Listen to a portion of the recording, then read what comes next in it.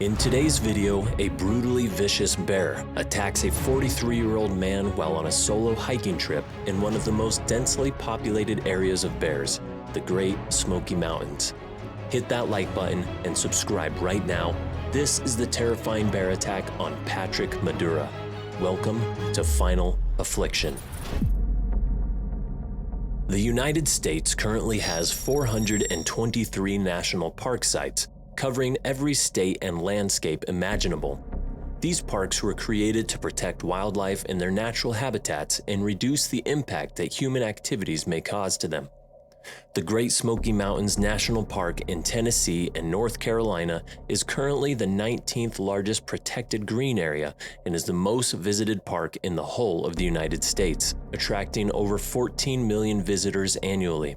It is home to over 800 miles of hiking trails, as well as the famous Appalachian Trail, whose mysterious reputation is known worldwide. As the park is 90% forest, there are nearly 20,000 species inhabiting the area, including over 9,000 different insects and 1,500 flowering plant species. Additionally, there are roughly 1,500 black bears that live in the park that are thriving from the protection that the park places upon them. Although these animals are rarely aggressive and usually only approach people out of curiosity, sometimes these bears won't have the best intentions, as Patrick Madura would soon find out. In 2020, 43-year-old Patrick decided that he would go on a solo trip to the Great Smoky Mountains National Park. He was a trained EMT and firefighter, a man in the prime of his health and a passion for hiking. He arrived at campsite 82 on September 8th and was pleased to see how empty the area was, as it gave him the privacy that he had been looking for. The site was right next to a small creek and was on the edge of a meadow with easy access to lots of trails, so it would be difficult to get lost. He began thinking about his plans for the weekend as he pitched his tent and laid out his sleeping bag. He had been planning this trip for quite a while and was just happy to have some time away from work as the quiet of the wilderness surrounded him. He had arranged to stay for a few days, taking full advantage of the trails around him. He was camped right next to the Hazel Creek Trail, a 25-kilometer hike consisting of numerous creek crossings, overgrown trails, and a variety of wildlife to see. It also connected to many other trails, so he knew he would be able to see a lot of the area over his short stay.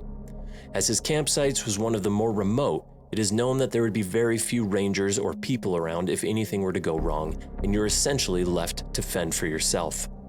Although this is what Patrick had in mind when he booked, he had no idea how much he would later come to wish that others were around to save him.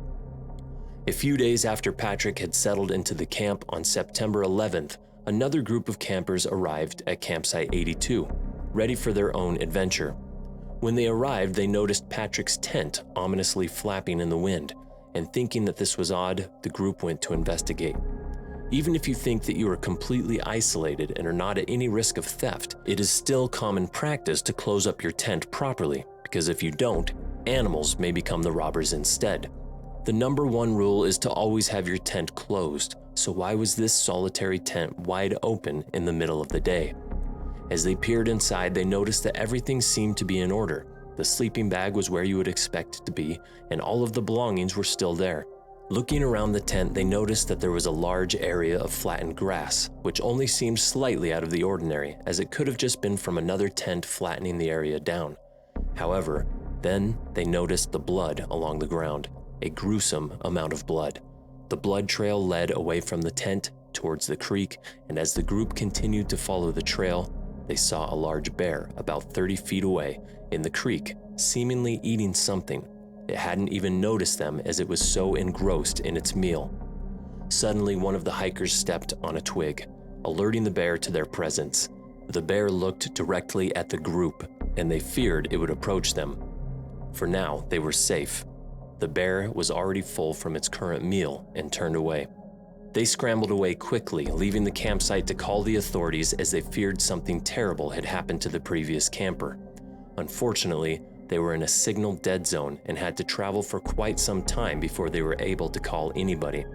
At 7 p.m., they finally spoke to one of the rangers, and they decided to send someone out to investigate the next day. The next morning, a group of investigators arrived at campsite 82 and were horrified by their discovery. They were immediately met by a 240-pound male black bear who was feasting on the dead body of Patrick Madura. Although it was difficult to tell if the corpse was even human at this point, as it had been brutalized beyond recognition, the officers immediately shot the bear dead, knowing that now that it had gotten a taste for human flesh and no longer feared humans, he would become an imminent risk to themselves and future campers. Upon the bear's death, they approached Patrick's body and tried to decide what had happened. As his body was in such poor condition, they collected his remains and sent it to the coroner's office for further analysis. An investigation which would take over a year to get the results back and shed some light on the final moments of the bear's victim. From the coroner's report, this is what we can assume happened to this unfortunate man. While Patrick was sleeping in his tent on September 9th, a hungry bear began patrolling the area searching for food. Coming across the tent, he smelt prey within and pushed his head into the entrance, grabbing Patrick by his legs and pulling him into the open.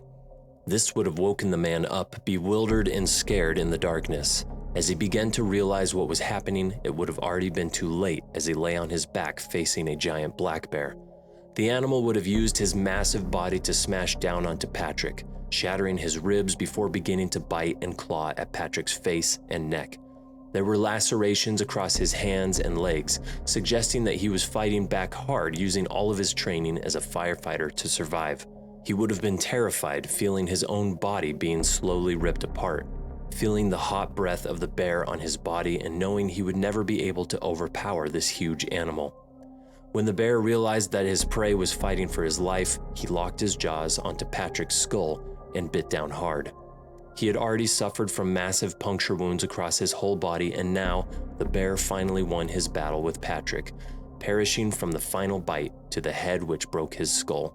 Once he was dead, the bear had pulled his body from the campsite to the creek to feast in privacy and to reduce the risk of any other bear coming to fight him for his kill.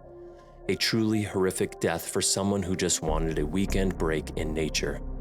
These attacks in the Great Smoky Mountains National Park are very rare, with only 61 people being fatally wounded by black bears in the last 120 years. Patrick's death was only the second death recorded by a bear in the area's history, the only other being 50-year-old Glenda Ann Bradley, who made national news as the first person killed by a black bear in the Smokies. There have been other attacks in the past which luckily had a happier ending, but with over 50 bears euthanized due to malnutrition, we may see an increase in these kinds of attacks as the animals become desperate to end their starvation.